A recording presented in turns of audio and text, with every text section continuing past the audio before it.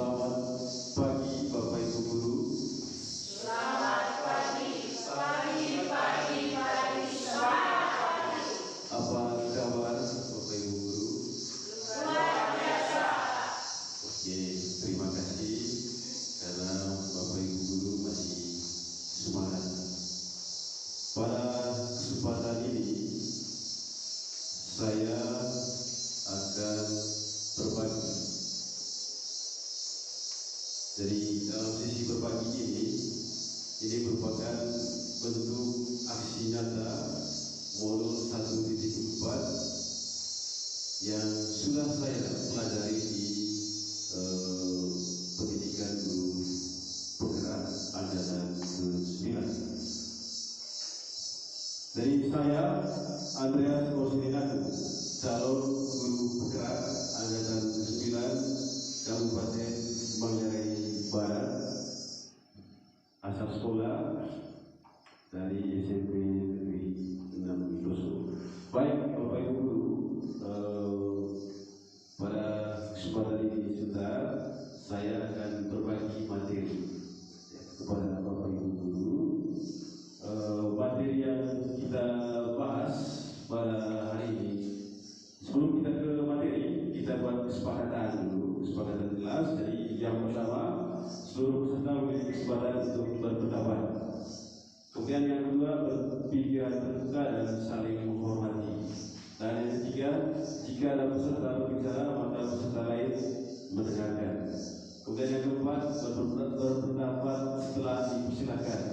Dan yang terakhir, berpartisipasi penuh. Apakah ada yang mau berubah kesepakatan kita? Oke, terima kasih karena Bapak Ibu Guru sepakat dalam kegiatan ini hal-hal yang perlu ditaati oleh Bapak Ibu Guru. Kemudian topik dalam kegiatan sesi berbagi ini, yang pertama adalah disiplin positif dan nilai-nilai kebaikan universal. Kemudian yang kedua, teori motivasi, hukuman dan penghargaan dan restitusi. Kemudian yang berikutnya kita akan membahas tentang keyakinan kelas. Kemudian kebutuhan asal manusia dan dunia berkualitas. Kemudian restitusi 5 posisi kontrol. Kemudian restitusi segitiga restitusi. Kita masuk ke materi yang pertama, yaitu disiplin positif dan nilai-nilai kebaikan universal. Nah, Bapak Ibu Guru, ada perubahan paradigma tentang teori kontrol, kemudian teori pilihan dalam hal ini ilusi kontrol. Yang pertama, ilusi guru mengontrol murid. Kemudian ilusi bahwa kritik dan membuat orang merasa bersalah dapat menguatkan karakter. Ilusi bahwa semua perbuatan positif efektif dan bermanfaat. Kemudian yang berikut, ilusi bahwa orang dewasa memiliki hak untuk memaksa. Perubahan paradigma stimulus respon atau teori kontrol dan teori pilihan. Siapa sesungguhnya yang memiliki kontrol? Di situ ada stimulus respon, kemudian ada teori kontrol atau pilihan. Kita mencoba mengubah orang agar berpandangan sama dengan kita di dalam stimulus respon.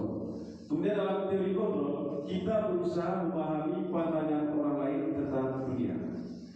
Kemudian dalam stimulus respon, perilaku buruk dilihat sebagai suatu kesalahan. Sedangkan dalam teori kontrolnya, semua perilaku memiliki tujuan. Dalam stimulus respon, orang lain bisa mengontrol saya. Kemudian dalam teori kontrol, hanya Anda yang bisa mengontrol diri Anda. Kemudian saya bisa mengontrol orang lain. Dalam teori kontrolnya, Anda tidak bisa mengontrol orang lain. Kemudian pemaksaan ada pada saat rujukan gagal. Kemudian dalam teori kontrolnya, kolaborasi dan konsensus menciptakan pilihan-pilihan baru. Kemudian dalam stimulus respon, model berpikir menang atau kalah. Kemudian dalam teori kontrolnya model berpikir menang. Kemudian Bapak Ibu, ini berkaitan dengan disiplin positif. Teori kontrol, kemudian teori pilihan menurut Dr. William Glasser. Jadi dalam teori kontrol, Anda tidak bisa mengontrol orang lain, hanya untuk yang bisa mengontrol diri Anda. Kemudian realitas atau kebutuhan kita berbeda. Kita berusaha memahami pandangan orang lain tentang dunia. Setiap orang memiliki gambaran. Kemudian semua perilaku memiliki tujuan. Ya, semua perilaku memiliki tujuan. Ini adalah teori motivasi. Kemudian model berpikir menang, kolaborasi dan konsensus menciptakan pilihan-pilihan baru. Jadi di situ ada 5 posisi kontrol, yaitu kontrol hukum, kemudian membuat rasa bersalah, teman, kemudian memantau, menanggil. Kemudian ada segitiga resiko. Jadi ini disiplin positif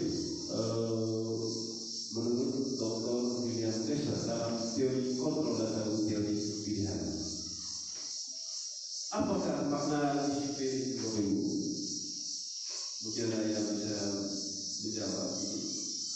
Menurut Bapak Ibu, apa itu disiplin? Pernah mendengar kata disiplin Bapak Ibu? Oke, siapa yang bisa jawab? Angkat tangan. Disiplin itu apa? Taat terhadap aturan yang ada. Oke, bagus. Mungkin ada Bapak Ibu lain yang bisa jawab. Nah, disiplin itu berasal dari bahasa Latin, yaitu disiplina, yang artinya belajar. Kemudian makna asal dari kata ini berkonotasi dengan disiplin diri dari murid-murid Sokrates dan Plato. Nah, disiplin diri membuat orang-orang menggali potensinya menuju sebuah tujuan apa yang dia hargai. Namun dalam budaya kita, makna kata disiplin telah berubah menjadi sesuatu yang dilakukan seseorang kepada orang lain untuk mendapatkan kebaikan. Kecenderungan umum adalah menghubungkan kata disiplin dengan ketidaknyamanan, bukan dengan apa yang kita hargai atau pencapaian suatu tujuan. Berarti Bapak Ibu, disiplin artinya apa saudara? Kepatuhan. Yang lain?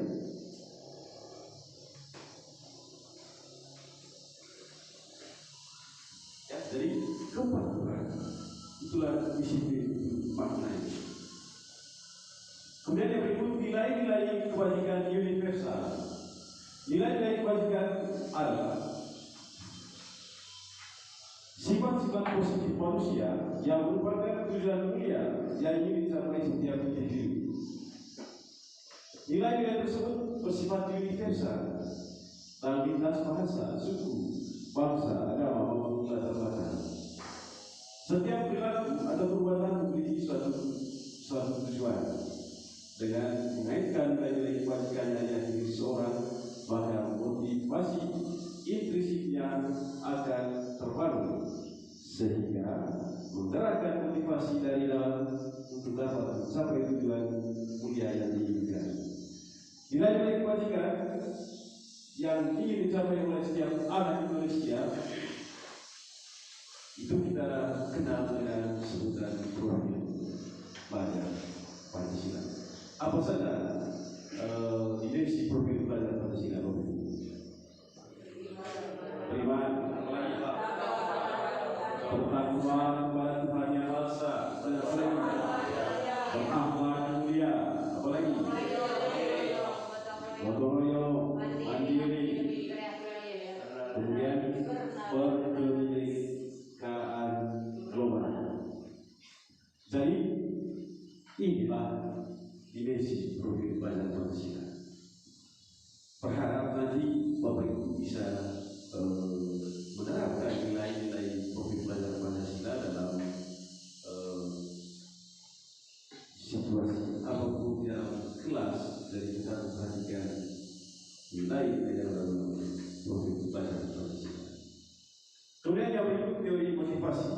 hukuman dan penghargaan restitusi. Teori motivasi perilaku manusia. Yang pertama, untuk menghindari ketidaknyamanan atau hukuman. Itu motivasi yang berasal dari eksternal, dari luar. Apa yang akan terjadi apabila saya tidak melakukannya? Itu motivasi dari dalam, ya, luar, eksternal. Kemudian untuk mendapatkan imbalan dari orang lain atau institusi, apa yang akan saya dapatkan apabila saya melakukannya? Itu motivasi eksternal. Kemudian motivasi internal, yaitu untuk menghargai diri sendiri. Saya akan menjadi orang yang seperti apa bila saya melakukannya. Jadi ini adalah tujuan disiplin positif. Jadi ada perbedaan di sini, ya, motivasi eksternal dengan motivasi internal. Kemudian merdeka menurut Ki Hajar Dewantara, yaitu tidak hanya terlepas dari perintah, akan tetapi juga cakap buat memerintah diri sendiri. Jadi selama ini Bapak Ibu, kesannya kita selalu memberi perintah kepada, misalnya kepada siswa, kemudian kepada anak ketika kita berada dalam rumah. Tetapi kita lupa bahwa kita tidak pernah memerintah diri kita sendiri. Ya, itu yang terjadi selama ini. Nah, menurut Ki Hajar Dewantara tadi bahwa merdeka itu tidak hanya terlepas dari perintah, akan tetapi cakap buat memerintah diri sendiri. Yang paling penting ini adalah bagaimana kita mengendalikan diri kita sendiri. Apakah kita bisa, apakah kita mampu memberi perintah kepada diri kita sendiri. Ya. Jadi apakah kita mampu? Jadi semoga Bapak Ibu setelah mendengar, ya, ada perubahan makna kata merdeka, ya, menurut Ki Hajar Dewantara, mudah-mudahan Bapak Ibu bisa berubah setelah mengikuti kegiatan sesi berbagi ini. Ya. Jadi kita sering menjas siswa, memerintah siswa, ya, bahkan dengan kata-kata yang tidak bagus, ya, tanpa kita berpikir bahwa saya harus memerintah diri saya sendiri. Ketika saya bisa memerintah diri saya sendiri, otomatis saya bisa memerintah orang lain. Tetapi keenakan kita sering memerintah orang lain, tapi lupa diri, ya, bahwa saya harus diperintah oleh saya sendiri. Kemudian dihukum oleh penghargaan, bahwa penghargaan berlaku sama dengan hukuman.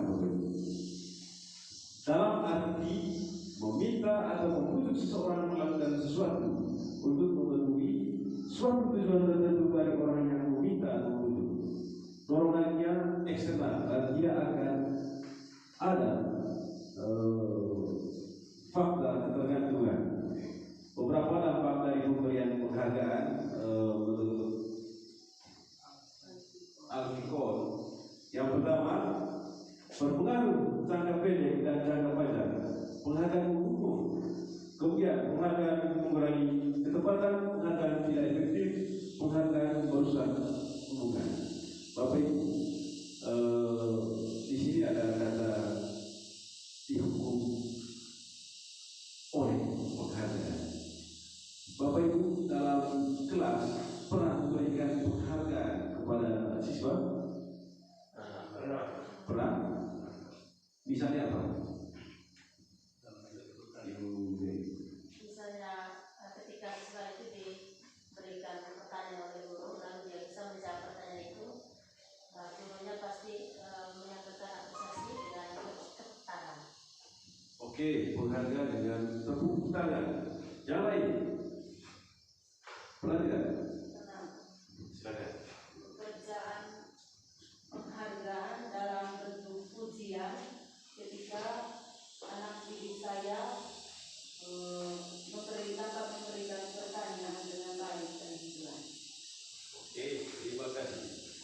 lagi. Silakan. Siswa dapat mendapatkan penghargaan dari guru apabila dia mendapatkan nilai ketika ulangan, mendapatkan nilai dan tertinggi pada saat ulangan. Terima kasih. Oke, terima kasih Bapak Ibu sudah berbagi pengalaman dalam kelas. Jadi kalau kita ini tidak tahu bahwa apa ketika kita memberi penghargaan kepada siswa, misalnya pada saat akhir semester, yang pasti di sekolah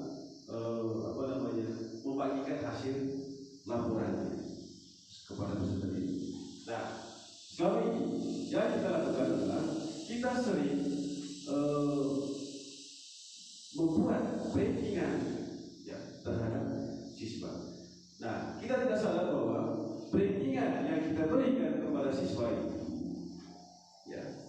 itu salah satu aspek saja, yaitu pengetahuan.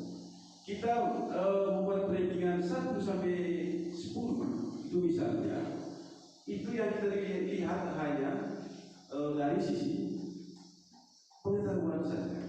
Pertanyaannya, apakah kita pernah menghargai kemampuan, keterampilan dari siswa? Saya yakin Bapak Ibu belum pernah melakukan. Nah, ada dampaknya Bapak Ibu.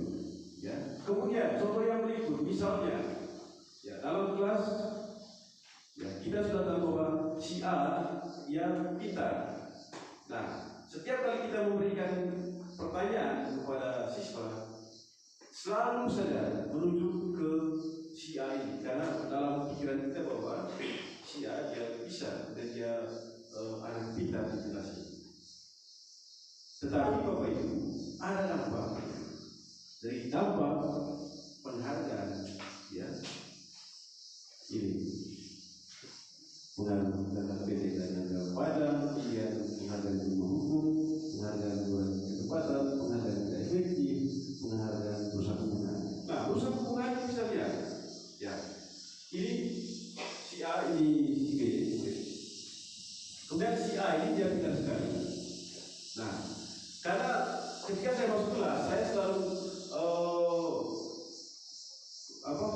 memberi kepercayaan kepada si A, misalnya kerja soal, kemudian pertanyaan selalu menjawab dia, dan yang pasti si B dia berpikir si A ini dia akrab sekali dengan misalnya dengan Pak Kosi misalnya. Nah, kemudian setiap hari dia pasti dia berubah pola pikirnya itu. Jadi saya ini merasa seperti orang atau seperti manusia bodoh. Kenapa demikian? Karena saya selalu tidak diberi kesempatan oleh Pak Kosi dalam menjawab saya. Selalu sudah siap. Itu akibat penghargaan perusahaan hubungan. Kemudian tidak penting. Nah, karena si A selalu dihargai, disanjung, yang pasti pola pikirnya juga berubah. Kalau misalnya saya masuk mata pelajaran PPKN di kelas, kemudian yang mengajar Pak Kosi, yang pasti saya dapat yang bagus. Belajar kan itu pola pikir si A ini. Kemudian itu juga penghargaan mengurangi ketepatan. Oke, kita lanjut. Kemudian penghargaan menurunkan kualitas seperti yang saya jelaskan tadi. Karena saya merasa bangga ketika les pendidikan kewarganegaraan yang dibawakan oleh Pak Kosi, maka saya tidak perlu belajar lagi karena sudah otomatis nilai akhir saya nanti di SDR 2 misalnya yang pasti nilai 90 atau 100. Kemudian penghargaan mematikan kreativitas. Kemudian penghargaan mengurangi motivasi intrinsik. Nah, program kebajikan atau apresiasi. Dalam memberikan apresiasi atau pengakuan tudingan beberapa hal. Yang pertama, beri pengakuan secara khusus. Kemudian, beri pengakuan secara pribadi. Beri pengakuan kepada semua murid bergantian. Beri pengakuan secara konsisten, fokus pada proses. Nah, Bapak Ibu, ketika kita memberikan penghargaan kepada siswa, ingat baik, ya. Ingat baik beberapa kali. Jadi beri pengakuan secara khusus, misalnya yang juara satu kita panggil ke ruang guru misalnya, pertahankan ya, jadi nilai yang bagus. Nah, kemudian beri pengakuan kepada semua murid secara bergantian. Misalnya pertanyaan bergilir misalnya, apapun jawabannya itu harus diberi apresiasi. Misalnya tepuk tangan, ya, itu salah satu contoh. Kemudian beri pengakuan secara konsisten. Nah, misalnya minggu ini si A dia bisa mengerjakan soal, kemudian minggu depannya ketika les matematika misalnya, si A dia tidak bisa mengerjakan soal itu. Tetapi bagaimana caranya kita tunjuk dia supaya dia bisa tampil ke depan kelas mengerjakan soal misalnya. Setelah itu harus kita beri penghargaan, walaupun hasil yang dia kerjakan tidak sama minggu ini dengan minggu lalu. Jadi beri penghargaan itu secara konsisten. Kemudian fokus pada proses. Dan proses yang dimaksud adalah bagaimana ya dia bisa mengerjakan soal itu. Kita lihatnya di situ. Kemudian misalnya si A dengan si B. Si B pada satu ulangan nilainya 100, tiba-tiba nilai 100. Kemudian si A yang tadi kita katakan bahwa si A ini dia murid kita, kemudian si B murid yang lumayan bodoh lah misalnya. Nah, suatu saat ulangan agama misalnya. Nah, si A dia nilainya 50, kemudian si B nilainya 100. Nah, proses yang dimaksud di sini kita harus cari tahu. Jangan-jangan si B dapat nilai 100 ini karena apa? Menyuntik. Jadi tuntutannya di sini kita lihat nilai proses. Tetapi kalau kita misalnya lihat perkembangan si B tadi, misalnya minggu ini dia tidak bisa apa-apa, dan minggu depannya ya sudah mulai nampak, kemudian sampai minggu berikutnya dan dia dapat, itulah yang dimaksud dengan proses. Kemudian contoh pengakuan atau apresiasi kebajikan pembuka. Kemudian dari kebajikan saksi. Kemarin saya perhatikan. Kemudian nilai kebajikan, rasa empatimu besar sekali. Situasi pada saat menolong murid baru di kelas kita. Kemudian saya menghargai nilai kebajikannya kepedulian situasi pada saat kamu membantu teman-temanmu di dinas toko. Kemudian terima kasih untuk nilai kebajikannya, rasa kamu menyapa.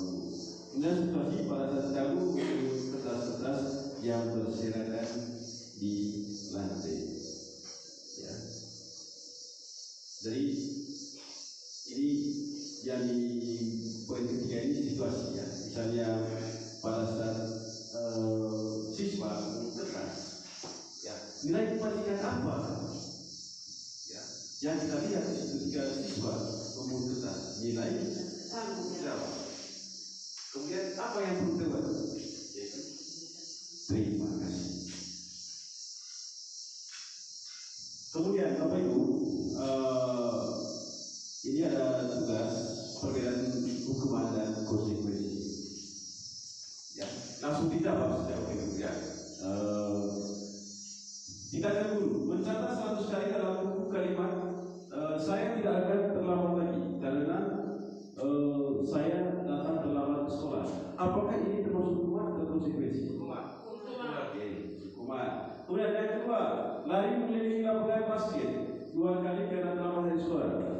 atau konsekuensi? Hukuman. Murid diminta untuk push up 15 kali karena tidak menggunakan masker ke sekolah. Hukuman atau konsekuensi? Membersihkan tempat tumpahan air di meja tulis karena tersenggol pada saat belajar. Hukuman atau konsekuensi? Murid disuruh untuk tidak menggunakan sepatu sehari-hari di sekolah karena tidak menggunakan sepatu hitam. Hukuman atau konsekuensi? Hukuman. Lari mengelilingi lapangan basket 2 kali karena terlambat 10 menit untuk pelajaran biologi. Jadi kita coba lihat bagaimana jawaban dari Bapak Ibu ya. Dari yang nomor 1 tadi mencatat, kemudian nomor 2 lari, kemudian nomor 3 berhenti dan push up, kemudian nomor 6 boleh disuruh untuk tidak menggunakan sepatu. Itu adalah bagian dari hukuman. Sedangkan selainnya itu nomor 5, kemudian nomor 4, kemudian nomor 7 itu termasuk konsekuensi. Nah, ini perbedaan hukuman dan konsekuensi. Hukuman sesuatu yang menyakitkan harus terjadi. Kemudian konsekuensinya sesuatu harus terjadi.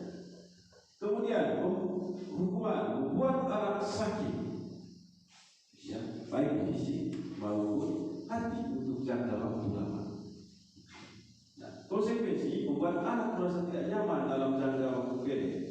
Kemudian hukuman anak menguji kedisiplinan. Konsekuensi anak menghargai disiplin. Kemudian hukuman paksa, sedangkan dalam konsekuensi ia menggunakan pendekatan stimulus tanggapan. Kemudian hukuman mendorong anak menyakiti diri sendiri yang kita dalam konsekuensinya mendorong anak agar mudah menyakiti diri. Kemudian konsekuensi yang buruk, konsekuensi yang baik, anak belajar untuk menyembunyikan kesalahan, anak belajar untuk mematuhi peraturan. Marah, rasa bersalah, dipermalukan, rasa tidak dihargai, kehilangan hak, dibuat tidak nyaman, diasingkan untuk sementara. Jadi ini perbedaan hukuman dengan konsekuensi. Yang sering kita lakukan selama ini adalah yang kita pasti kita sering memberikan hukuman kepada siswa.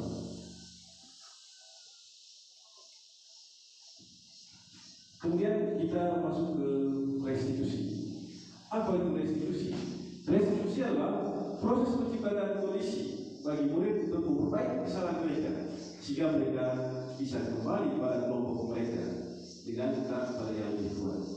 Restitusi juga merupakan proses kolaborasi yang mengajarkan murid untuk mencari solusi untuk masalah mereka dan membantu murid berpikir tentang orang seperti apa yang mereka inginkan menjadi. Jadi tujuan dia adalah bagaimana mereka harus memperlakukan orang lain. Jadi ini Bapak Ibu restitusi. Jadi restitusi ini sebuah proses menciptakan kondisi bagi murid untuk memperbaiki kesalahan mereka, ya, sehingga mereka bisa kembali pada kelompok mereka dengan karakter yang kuat. Kemudian di identitas gagal, hukuman, kemudian identitas sukses, disiplin, konsekuensi, restitusi. Nah, identitas gagal, ya, atau hukuman, sesuatu yang menyakitkan harus terjadi. Identitas sukses dalam disiplin, konsekuensi, sesuatu harus terjadi. Kemudian dalam restitusi merupakan pilihan dan seterusnya, ya. Jadi di kolom yang pertama ini dari atas bagian kiri ini di negatif, kemudian yang tengah ini netral, kemudian restitusi ini adalah positif. 9 ciri restitusi. Yang pertama bukan untuk menebus kesalahan, namun untuk belajar dari kesalahan, memperbaiki hubungan, tawaran dan paksaan, dan seterusnya.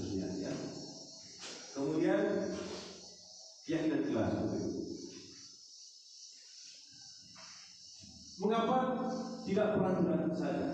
Mengapa harus keyakinan kelas? Coba mungkin ada yang bisa menjawab pertanyaan pengantin ini.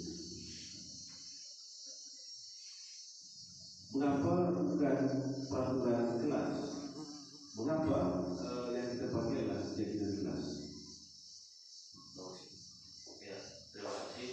Kalau menurut saya, peraturan itu yang dilakukan oleh seseorang, sedangkan keyakinan itu melibatkan semua pihak yang ada dalam suatu kelas. Itu saja. Oke, terima kasih. Yang lain? Sudah bisa menjawab? Silakan. Keyakinan kelas itu dibuat karena ada kesepakatan di antara kelas tersebut, antara guru dan anak didik di kelas itu sendiri. Oke, terima kasih. Nah, mengapa ya kita menggunakan keyakinan kelas? Bapak Ibu, peraturan, ya peraturan itu yang bersifat mengikat, ya mengikat. Kemudian peraturan itu dibuat oleh sekelompok orang, misalnya kepala sekolah dengan para guru, kemudian dipaksakan, ya dipaksakan kepada siswa. Nah, kalau keyakinan kelas ini metode yang digunakan adalah surah pendapat dari siswa. Ya, kira-kira pilihan apa yang mereka inginkan dalam kelas itu. Nah, kalau peraturan tadi dibuat oleh sekelompok orang, ya, kemudian dipaksakan ya kepada banyak orang. Jadi hal positif itu atau budaya positif itu lahir dari pemikiran sekelompok orang. Nah, kalau keyakinan kelas itu lahir dari surah pendapat pada kelas, misalnya pada kelas 7 misalnya, yang pasti berbeda tentang keyakinan kelasnya dengan kelas 8, kelas 9. Karena itu tadi modelnya atau metodenya yang dipakai adalah surat pendapat.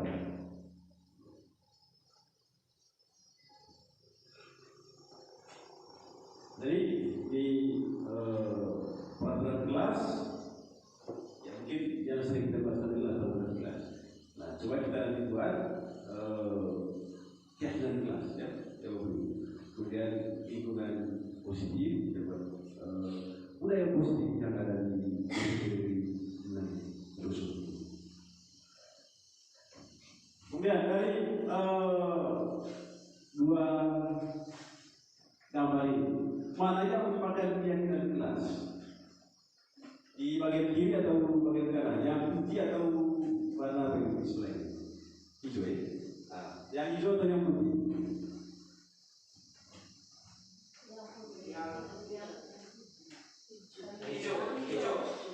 Yang hijau.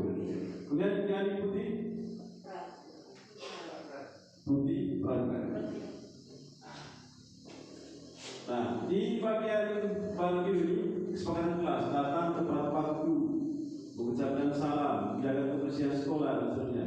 Kemudian bagian putih, warna putih, kami guru dan murid yang saling menyayangi, kami murid yang semangat belajar, kami murid yang peduli dengan teman-teman.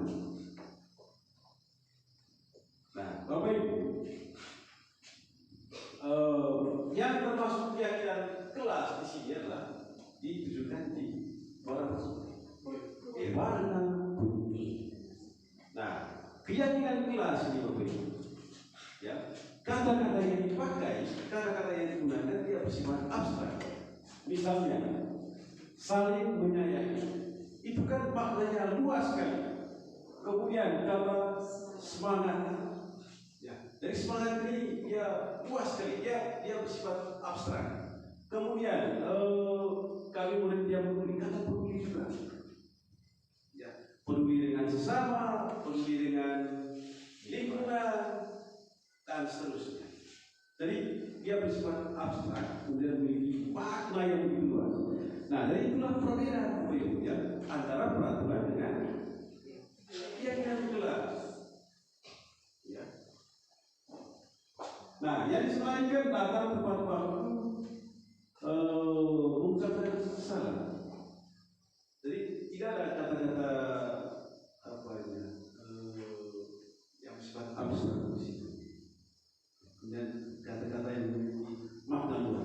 Ya, dari dua kesepakatan kelas ini, yang kesepakatan kelas yang benar yang tepat adalah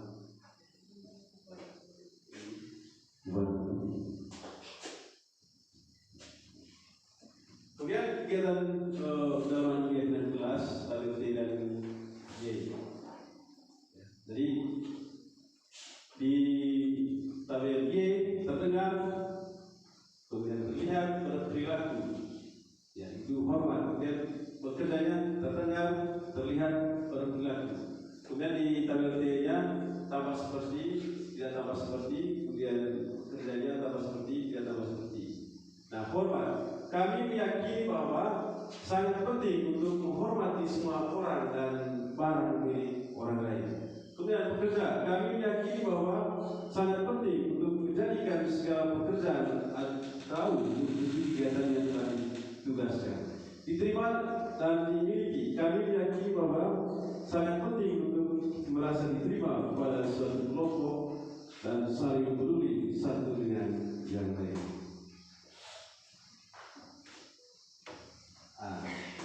Kemudian di tabel T dengan Y tadi tampak seperti, ya, dihormat.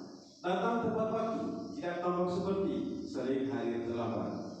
Kemudian bekerja, tampak seperti tekun bekerja dan menyimak guru. Tidak tampak seperti tidak mendengarkan guru dan acuh dan acuh. Kemudian di Y-nya hormat, pendengar.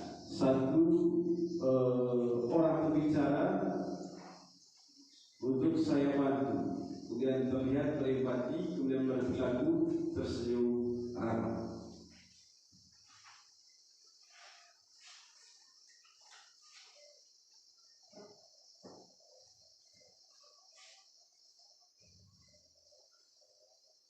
Kemudian ini lagi Bapak Ibu,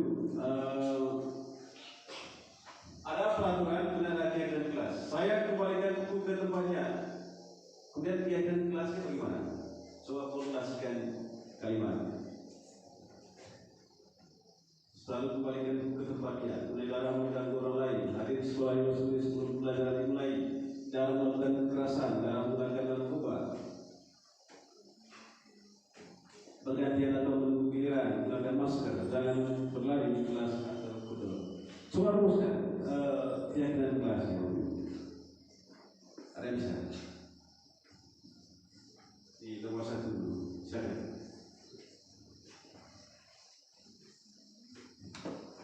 Kegiatan kelasnya tinggal siswa selalu kembalikan buku ke tempatnya. Oke, baik.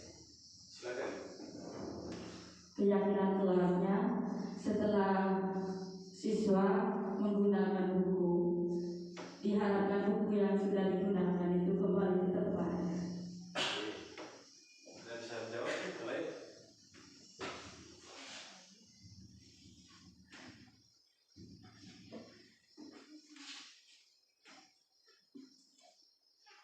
Nah, ini tadi Bapak Ibu, peraturan selalu kembalikan buku ke tempatnya. Keyakinan kelas adalah tanggung jawab. Karena ya, ketika siswa atau murid mengembalikan buku, ya, mengembalikan buku, berarti nilai apa yang ada di sini? Nilai tanggung jawab. Jadi itu tadi seperti yang saya sampaikan tadi Bapak. Keyakinan kelas itu dia menggunakan kata-kata abstrak, dia memiliki makna yang sangat luas. Nah, kata tanggung jawab itu tadi tanggung jawab yang kembalikan buku yang dia pinjam di perpustakaan. Apa contoh lain dari tanggung jawab tadi? Dia menggunakan tugas piket misalnya. Ya. Jadi ini untuk dari tanggung jawab. Kemudian yang kedua, dilarang mengganggu orang lain. Kegiatan kelasnya itu hormat orang lain. Kemudian hari di sekolah 15 menit sebelum pembelajaran dimulai. Kegiatan kelasnya menghormat orang lain. Kemudian berkomitmen. Kemudian dilarang melakukan kekerasan. Keyakinan kelasnya keselamatan. Kemudian menghormati orang lain. Dilarang menggunakan narkoba. Keyakinan kelasnya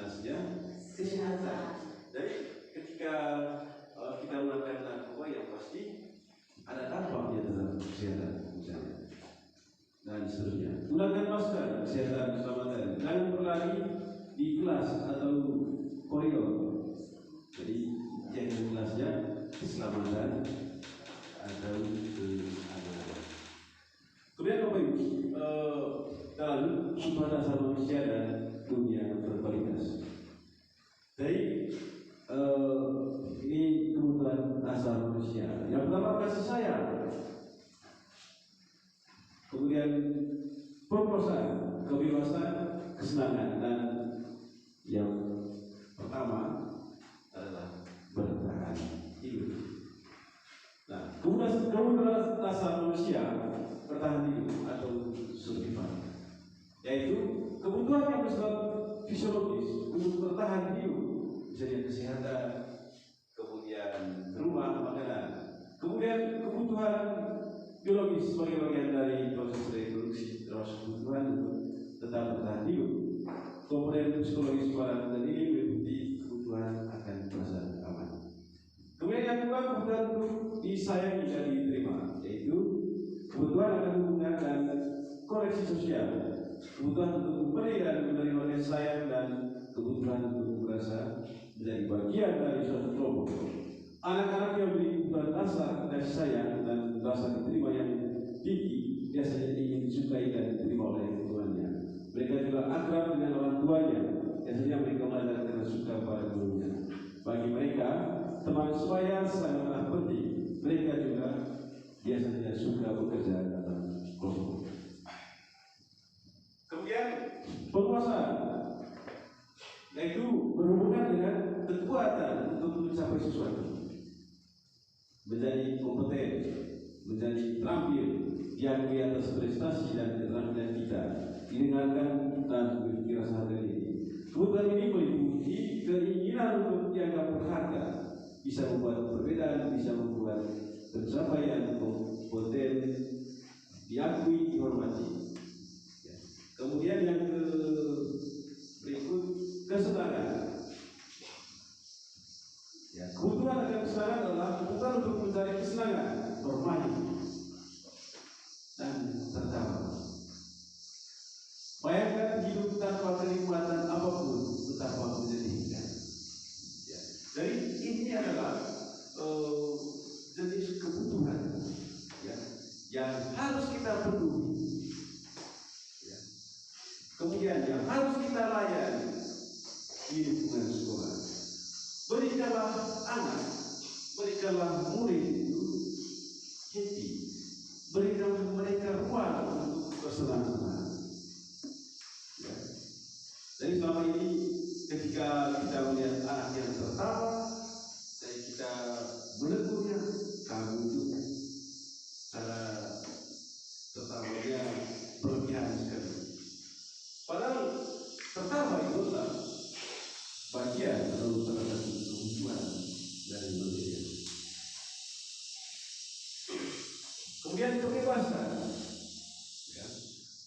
Kebutuhan untuk bebas adalah kebutuhan akan kemandirian, otonomi, memiliki pilihan, dan mampu mengendalikan arah hidup seseorang. Anak-anak dengan kebutuhan kebebasan yang tinggi dan pilihan, mereka perlu banyak bergerak, suka mencoba-coba, tidak terlalu terpengaruh orang lain dan senang mencoba hal baru dan lain. Jadi kebebasan ini, Bapak Ibu, ada batasannya juga. Ya, seperti ada murid kita yang dia lari terus ke sana, kemudian ada siswa yang memanjat pohon, misalnya. Ya, jadi ini merupakan ekspresi kebebasan. Tetapi ingat bahwa kebebasan itu dibatasi oleh kebebasan orang lain. Kemudian Bapak Ibu, 5 posisi kontrol. Ya, dari 5 posisi kontrol. Ya. Jadi posisi kontrol, penghukum, pembuat rasa bersalah, teman, mantan, manajer. Ya. Jadi motivasi guru, berubah identitas kalian, menghindari hukuman, menuduh-nuduh, dan menyindir, itu termasuk dalam penghukum. Kemudian membuat rasa bersalah, berceramah dan mengatakan seharusnya ibu kecewa, identitas berhasil atau sukses, teman, ya, membuatkan alasan-alasan untuk muridnya. Kemudian memantau, menghitung dan mengukur. Kemudian manajer mengajukan pertanyaan-pertanyaan. Jadi, Bapak Ibu, 5 dari 5 posisi kontrol ini, kira-kira posisi kontrol yang mana yang sering Bapak Ibu gunakan selama ini, yang sering Bapak Ibu pakai ketika berhadapan dengan siswa? Ada menghukum, kemudian membuat sesuatu salah, teman-teman dan manajer. Identitas berhasil atau sukses apa? Pasti penghukum, ya, pasti. Ya. Nah, diharapkan, ya, kita sebagai guru kita menggunakan posisi sebagai manajer, ya, yaitu mengajar pertanyaan apa yang kita yakini, apa yang bisa kita katakan untuk memperbaiki masalah ini, kemudian menguatkan pribadi, murid mengatakan dirinya sebagai individu yang positif dalam dunia berkualitas. Jadi bagaimana caranya saya bisa memperbaiki keadaan. Nah, ketika ada siswa yang salah, kita selama ini yang pasti langsung pembelai, ya. Jadi ada 2 orang yang bermasalah. Karena posisi kita sebagai penghukum, antar saja. Nah, kalau manajer, ya, kita mencari solusi bersama siswa yang bermasalah. Ya, jadi semoga Bapak Ibu bisa praktekkan posisi manajer ini.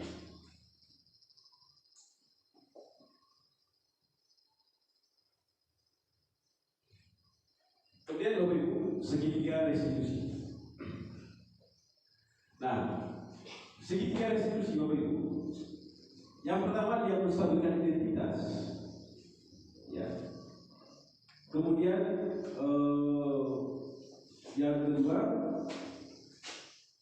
validasi gerakan, kemudian yang ketiga menanyakan keyakinan. Dari menstabilkan identitas, setiap orang pasti pernah melakukan kesalahan, ya. Kemudian kamu bukan satu-satunya yang pernah melakukan ini menstabilkan identitas. Misalnya ada siswa, ya, siswa yang berkelahi, si A dan si D, misalnya. Nah, jadi langkah yang pertama adalah menstabilkan identitas.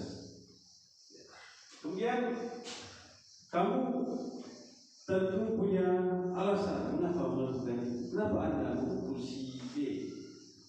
Kemudian adakah cara lain yang lebih efektif untuk mendapatkan apa yang kamu butuhkan? Ya, ini validasi kebutuhan. Ya. Kemudian menanyakan keyakinan. Nilai apa yang kita sudah sepakati? Anda melanggar, ya, kesepakatan apa? Keyakinan apa? Jelas. Itu ya. Ketika ada siswa yang bermasalah dan si misalnya, tanyakan, keyakinan jelas apa yang melanggar? Kemudian kamu ingin menjadi orang seperti apa? Itu termasuk dalam menanyakan keyakinan. Jadi untuk membuat anak yang merasa gagal karena berbuat salah dari positif terhadap dirinya, menstabilkan identitas. Guru berkata, berbuat salah itu hal yang manusiawi. Tidak ada manusia yang sempurna. Bapak Ibu juga pernah berbuat salah.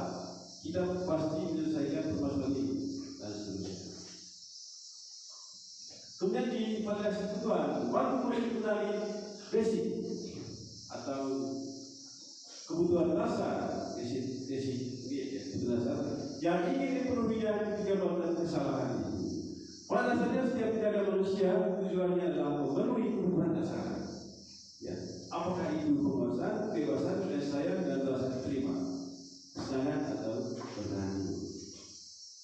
Dari bahasa atau kata-kata guru dalam validasi kebutuhan, kamu bisa saja melakukan hal yang lebih buruk, tapi kamu tidak melakukan apa yang penting bagi kamu. Kemudian menanyakan keyakinan.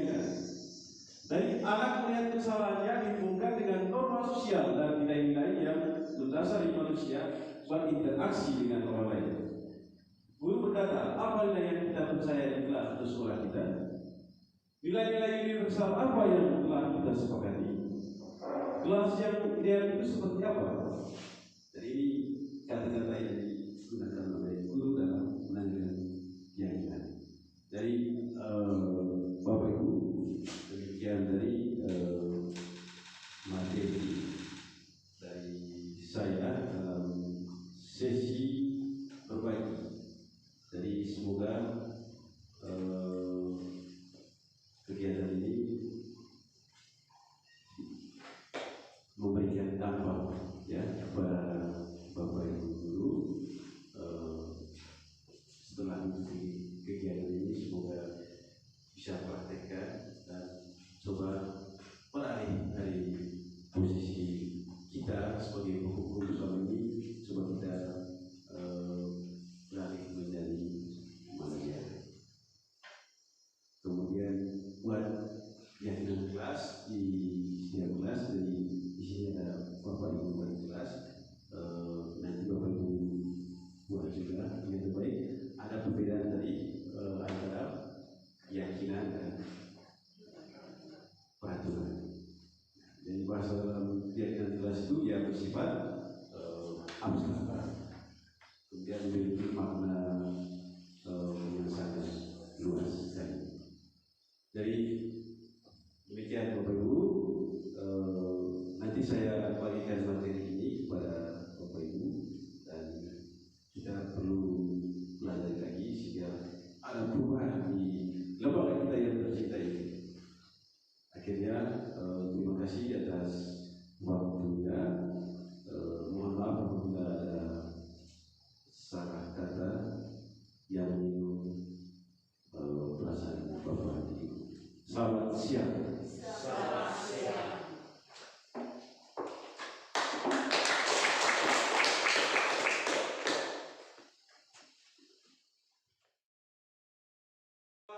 Pagi anak. Selamat pagi, Pak. Apa kabar sekalian hari ini? Baik. Oke, sebelum kita membahas sesuatu tentang keyakinan kelas, coba satu orang pimpin kita. Mungkin ada yel-yel di kelas, silakan. Maju, Ican. Kita yel-yel kelas dulu. Saya minta teman-teman berdiri.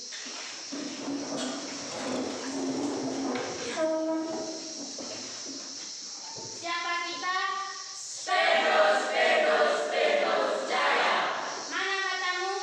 Ini mataku, mata kiri mataku, mata kanan mataku, mata-mata. Anak-anak pernah mendengar kata peraturan sekolah? Pernah mendengar kata keyakinan kelas? Oke. Hari ini kita akan membuat keyakinan kelas berupa kesepakatan kelas. Nah, cara yang kita gunakan sebentar adalah curah pendapat yang dilakukan oleh seluruh warga kelas kita. Tadi sudah saya bagikan secari kertas kepada anak-anak semua. Sudah dapat semua?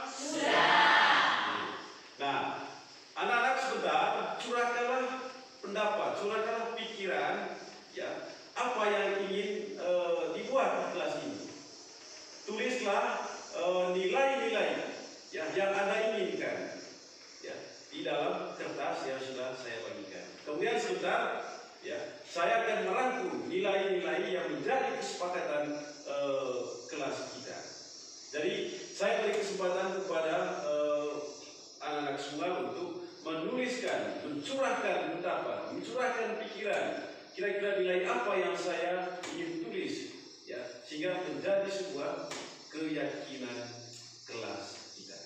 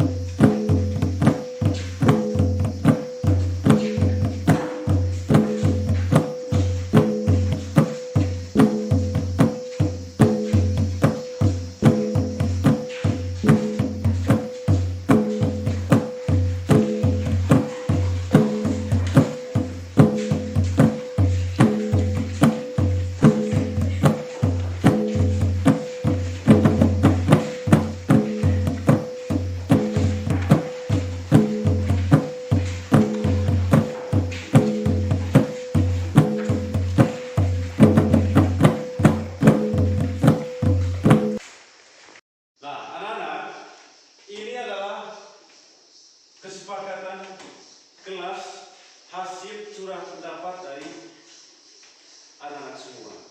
Jadi diharapkan ya kalian harus bertanggung jawab ya, harus bertanggung jawab terhadap keyakinan kelas yang kalian sudah buat, dan ini menjadi kesepakatan bersama. Sepakat ini anak-anak? Bisa dilaksanakan? Bisa. Baik, terima kasih. Sekarang tepuk tangan dulu. Jadi demikian anak-anak, Bapak harap kalian bisa bertanggung jawab terhadap keyakinan kelas kalian ini. Jadi demikian beberapa rangkaian tadi membuat keyakinan kelas kita. Selamat siang.